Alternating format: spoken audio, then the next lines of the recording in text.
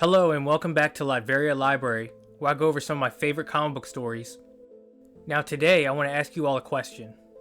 What if the person you trust the most betrays that trust? Would you be able to trust them or anyone else ever again? Or, what if you do something bad for a good reason? Maybe it could even save the world. Would you do it? Well, today's story is just about that. Two men who think they are doing the right thing, and in the process, lose the trust of the ones they care about the most. So like, subscribe, and share if you enjoy the video. And let's begin JLA, Tower of Babel. Written by the great Mark Waid and illustrated by Howard Porter, Tower of Babel starts on JLA issue 43, with the leader of the League of Assassins, an eco-terrorist Ra's al Ghul. Tired of the stupidity and destructive nature of humanity, he has devised a plan to cull our entire species to a manageable size that he himself can rule over. Ra's sees this as the only way to preserve the beauty that Mother Nature has blessed his planet with. He was tired of watching entire species be wiped out, and feared, sooner rather than later, all would be gone if humanity was to be allowed to stay at the size they are. So come tomorrow, mankind will begin to thin itself, with no interference, especially from the usual suspects. Ra's has devised a special plan for the League, enacted by his daughter Talia. If she follows each of her father's instructions exactly, the entire League should be nullified and out of the way. Except for Batman. Ra's would deal with him himself. Meanwhile, Germany's Black Forest had been set ablaze with no water for 18 miles. Wally and Diana arrive at the scene to try and contain it, since the League lost contact with its closest member, the Martian Manhunter. Unfortunately, fire is his #1 weakness, so he probably would have been of no use anyway. So it was up to them, and Wally finds the culprit right away. A man-like figure in the middle of the blaze. They would have to take him out first if they wanted to stop the whole forest from being burned down. So by creating a vortex around the mysterious figure, pulling all the air away from him, the two were able to put him out like a match. Once out, Diana goes in for the finishing blow, but stops when she sees who their real enemy was. It was the Martian Manhunter. Talia had already started her assault on the League, starting with the Manhunter, shooting him with what he thought at the time was a missile, that actually turned out to be a bomb filled with nanites, engineered to transmute trace elements into magnesium, which burst into flames when exposed to air. These nanites had latched onto him, causing his entire body to continuously burst into flames. While all that was going on, at the UN during peace negotiations between the Turks and the Rasputerians, sorry if I pronounced that wrong, Aquaman and Plastic Man are attacked once again by Talia's goons. Before the Leaguers could even think, Plastic Man had already been frozen solid. The goons go for a second shot, but Aquaman knew it would shatter Plastic Man to pieces, so to save him he jumps in front of the missile, taking all the damage himself. But once again, it wasn't a missile. It was filled with a special batch of the Scarecrow's fear toxin, making Aquaman deathly terrified of the thing he needed to survive: water. Which left Plastic Man unprotected and open to being shattered into a million pieces anyway. 3 heroes taken out within minutes. How is it possible? How did Ra's know their weaknesses? Well, that's just what the rest of the members were going to find out. The 3 out-of-commission heroes are brought back to the JLA Watchtower for study and healing. Luckily, Flash was able to put Plastic Man back together. But unfortunately, the rest of the heroes weren't so lucky. Aquaman was becoming more dehydrated by the minute. If the fear toxin didn't wear off soon, he would surely die. So Clark contacted Batman, the world's greatest detective, to see if he could figure anything out for Arthur or the Manhunter. After all, he knew everything there was about Scarecrow and his fear toxins. But today was an unlucky day for the League. It would seem Batman had his own personal battle to deal with at the moment, and couldn't help. Clark knew it had to be important, because after all, they were best friends. He knew him better than anyone else. Bruce would never leave the League hanging like this unless it was important. So Superman would handle the investigation himself, and try to find out the assassin's ultimate goal, while Wonder Woman and the Flash go check in on the Green Lantern, since he wasn't responding to their messages. They needed to find him before the assassins do. But it was too late. When they got to Kyle's apartment, he had already been blinded, which meant he couldn't use his ring's powers. Well, at least efficiently. But more on that later, because right now, the next phase of Raz's plan was about to commence. Clark was the first of the League to notice. Something was preventing, at the very least, the entire city from being able to read. Yeah, that's right.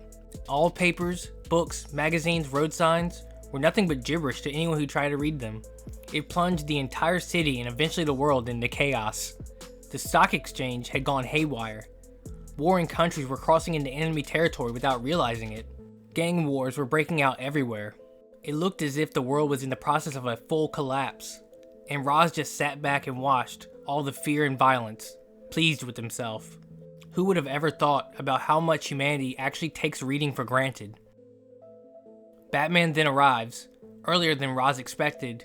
Filled with rage, he followed 2 coffins halfway around the world, and now he wanted his parents' bodies that were stolen back. Roz apologized because there were more important matters that needed attending to. Anarchy, riots, a world panicking because of sudden global dyslexia engineered by his own scientists, and that was only the beginning. Batman had no doubt that the League already had things handled, but he should have already known that after all his conflicts with Roz, that he plans his battles carefully. Meanwhile, back at Kyle's apartment, Diana and Wally were trying to calm Kyle down. They tell him everything they knew so far, which wasn't much, when they suddenly get a call from Arthur, telling them to prepare for an attack. The enemy had figured out the frequency their communicators were attuned to, and that's how they were tracking them so fast. Just then, the assassins bust through the apartment door. The biggest one lunges for Diana, matching her blow for blow. She tried not to show it, but she was astounded by her opponent.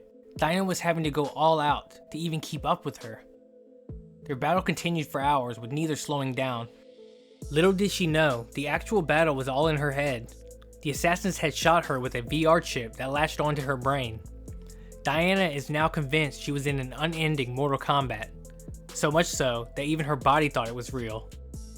Her competitive nature was her only weakness, and the only way to make her give up a battle would be a heart attack.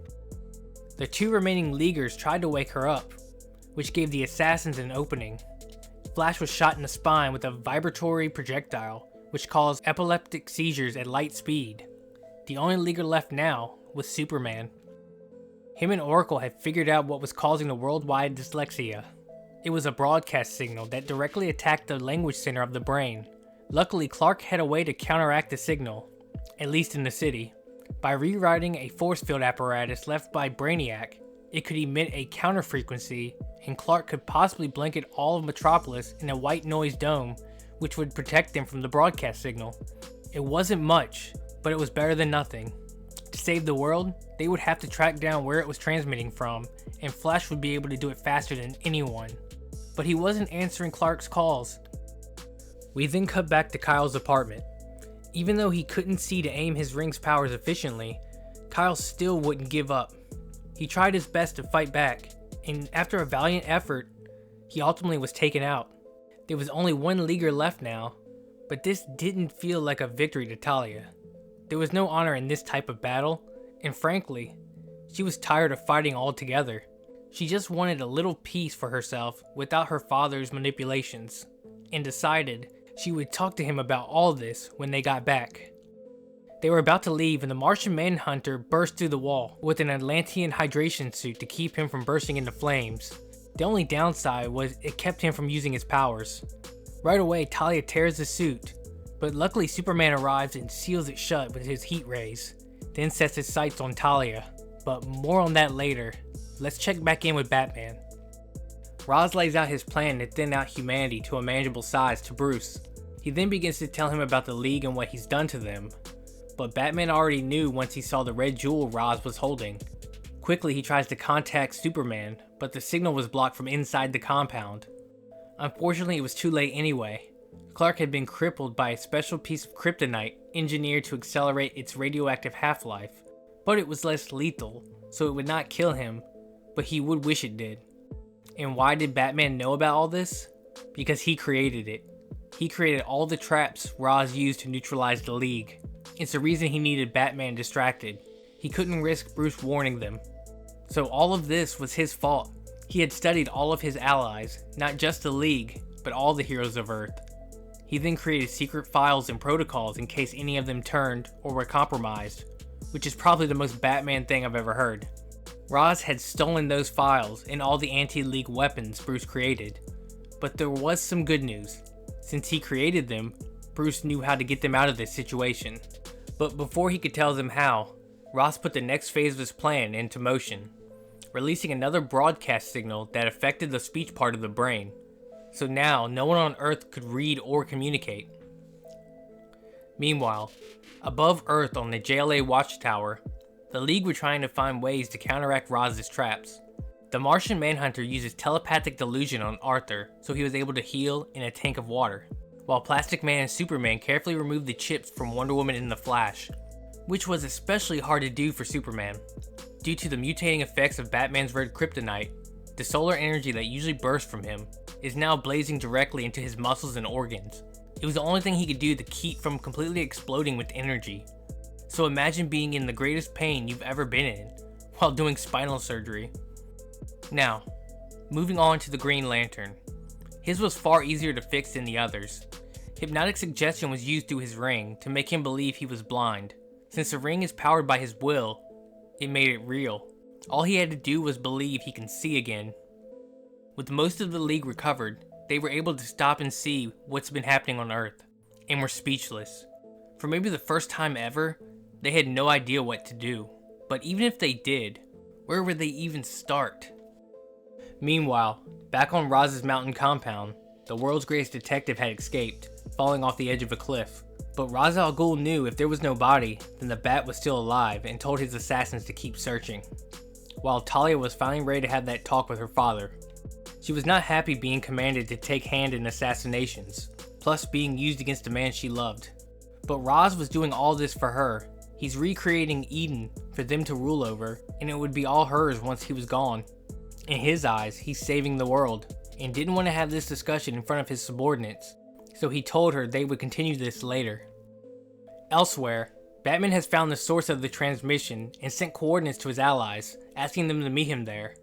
Although the League feels disappointed and mistrustful in their comrade, to save the world, they would have no choice but to trust him at this point in time. But still, in the back of their minds, the idea of other things he's kept from them still lingered, and would never leave. The moment they arrived, they were surrounded by Roz's men, so they split up. Flash and Superman headed inside the tower, while the rest of the League held off the assassins, all while communicating through telepathy, thanks to the Martian Manhunter. Right away, Superman had an idea. He told the Flash to get everyone out of the tower. Wally could see the red in his eyes and knew exactly what he was going to do. Once Flash and everybody else were out, all the energy Superman had been trying his best to contain was finally released, destroying the tower and the transmission signal inside. Thinking it was all over, Superman comes stumbling out of the wreckage, still weak from the kryptonite, and asks his best friend why. Batman said he had his reasons, and if we know anything about Batman, it's that he doesn't feel bad for what he's done. He's pissed that the files were stolen, but he can and will restore everything that was in them. The sad reality is, Batman doesn't trust anyone, except for maybe Alfred. He's constantly paranoid, and because of that, plans for everything that could happen. He's always 3 steps ahead of everyone. Even after seeing the hurt in his best friend's eyes, it changed nothing. Just then, Talia contacts the League. She betrays her father and tells the heroes about his failsafe. The tower was only one plan. His goal was global warfare, and as they spoke, Rasputin was readying for a biochemical strike on Turkey. So with the whole world already on edge, a war in the Middle East would make tensions even higher. Who knows how other countries would respond? Thankfully, Talia knew where the bunker was where the bioterrorists were located. But before she could say, she was shot from behind by one of Roz's goons. He caught her giving information to the enemy and thought Roz would praise him for this. But instead, he was furious. The man shot his daughter, and now she was missing. The underling was then thrown into Ra's al Ghul's lion pit. Being eaten alive was his reward. Now, the League wasted no time. They split up into 2 groups. Superman and Batman head after Ra's, since Superman can fly and Batman knows the location, while the rest of the League wait outside of Rasputin until the Flash can locate the terrorists. Since the country was so small, it wouldn't take Wally long. Unfortunately, by the time Wally found the bioweapon, it was already too late. The canister had been opened, and the Flash stopped right next to it. Quickly, he begins to vibrate to keep from being infected. It's the only thing he could do, because if he tried to run, his slipstream would scatter the virus to the 4 winds. So Green Lantern contains Wally and the virus in a dome of energy, But they still had another problem. There were supposed to be 2 canisters, and they had no idea where the second one was located. Meanwhile, Batman tries to explain himself to his best friend, since they had some time to kill on their way to Raz's mountain. There was this alien tyrant a couple years ago named Agamemnon that gave a gang of criminals access to the League's body and powers. With them, they nearly won the Earth. Batman knew then and there that a failsafe was needed. But the failsafe wasn't Clark's issue. It was the fact that he kept it hidden from everybody, even his supposed best friend. It was the reason Raz was almost able to take out all of them. If they had known about Batman's failsafe, maybe they could have had cures made to keep the weapons from being used against them. But the fact was, Bruce didn't trust any of them enough to let them in on what he was doing, and by doing so, he lost the trust of all of his friends. The 2 heroes finally arrive, but Raz was ready for them. He released his lions and tigers knowing Superman's compassion would get the better of him, which worked. It gave Raz more than enough time to prepare traps for them. He placed Batman's dead parents above a Lazarus pit, so Superman swoops in to grab them, but hidden between the 2 caskets was another piece of red kryptonite. Clark quickly began to lose his strength and started to fall. Luckily, at the last minute, he was saved by Aquaman, while the Martian Manhunter grabbed the caskets. Raz never accounted for the fact that Martians shed their skin, with that skin the nanites. But he was so focused on the nanites and helping the rest of the League, he unfortunately broke his concentration on Aquaman's illusion. Arthur began to see the truth and started to panic, but was able to snap out of it fairly quick thanks to the Manhunter talking him through his fear. And now the 2 heroes have arrived just in time to help their companions. Unfortunately, while all the heroes were distracted, Raz once again slips away. But just as his evil doctor said, it doesn't matter if they catch Raz now or not, it's too late. The bioweapons have more than likely already been released. Little did they know, Wonder Woman and her team had located the second terrorist near the Turkish border. Diana subdues the man with her lasso, but he still had the canister in his grasp and could release it at any moment. Using the lasso of truth, she asked the terrorist if he was ready to die. What if his mask didn't work? If he released the gas, he would be the first to die. He told her yes, that he'd be a martyr.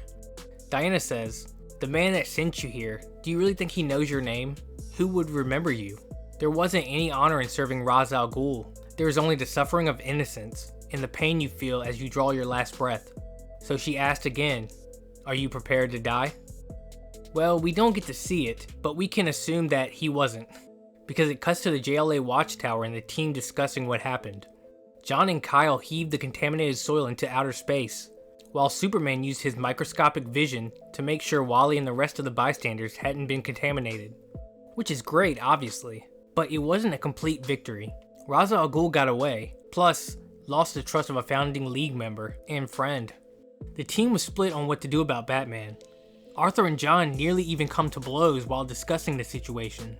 Since John did something similar, Arthur thought he was going easy on Bruce, but he just thought he knew how he was feeling and why he did it. John's decision still haunts him to this day, and he can never forgive himself for what he did, so he voted to let Batman stay, as did Wally and Kyle, while Arthur, Plastic Man, and Wonder Woman voted against it. Clark was the remaining vote, but Bruce didn't wait around long enough to hear it. He made it easier on his friend, and left on his own accord. And thus ends Tower of Babel. There isn't much I have to say about this story except, every time I think about Batman, this is one of the first stories that comes to mind, because the Bruce in this just feels so much like the character to me. The man that will do what others won't to save the world, willing to get his hands dirty no matter the cost, whose only weakness is his parents. Also, this story is just so much fun, and I wanted to share it with people who may not have read it. I highly recommend this entire JLA run, starting with Grant Morrison and moving into Mark Waid. It's worth it if you enjoy the Justice League. Don't forget to like, subscribe, and share if you enjoy the video, and I'll see you in the next.